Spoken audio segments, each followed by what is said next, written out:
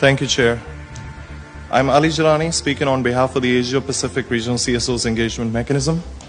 Excellencies and colleagues, we appreciate the co-facilitator's efforts towards an action-oriented and transformative declaration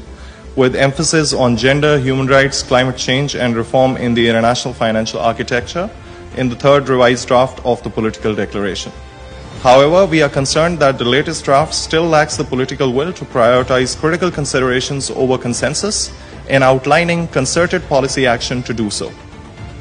We understand that the draft will soon undergo the silence procedure, but we would like to reiterate the urgent need for concrete measures on reforms in the international financial architecture, including effective debt resolution mechanisms, taxation reform entities at regional and global levels, fulfillment of ODA commitments, adequate climate financing, as well as robust accountability mechanisms to prevent the corporate capture of our resources and governance, while ensuring that we do not let the crises exacerbate any further that could leave billions behind, especially in the global south.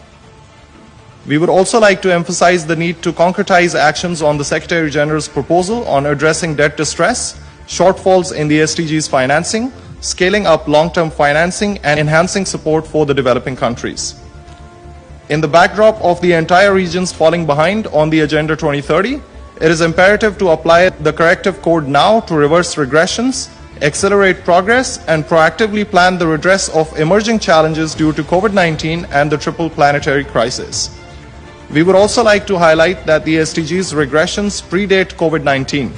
and it should not be seen as an excuse for failures of multilateralism where both people and the planet rely on its ability to deliver. We would like to emphasize the need to uphold the integration and inclusion of indigenous wisdom parallel with modern science to inform our decision-making processes as it has guided the communities for hundreds of years in harmony with nature. We also appreciate concrete measures on the systemic shift towards a more inclusive, just, peaceful, resilient, and sustainable world for people and the planet for present and future generations. It is high time, Excellencies, to galvanize momentum on walking the talk, going beyond the rhetoric to reality, and translating the transformation on the ground. The multidimensionality of our crises demands the urgent, efficient, and sustainable redress of systemic barriers, including asymmetrical power relations, inequalities of wealth, power, and resources, unjust trade and investment agreements, militarism and conflict, patriarchal authoritarianism, and marginalizing governance.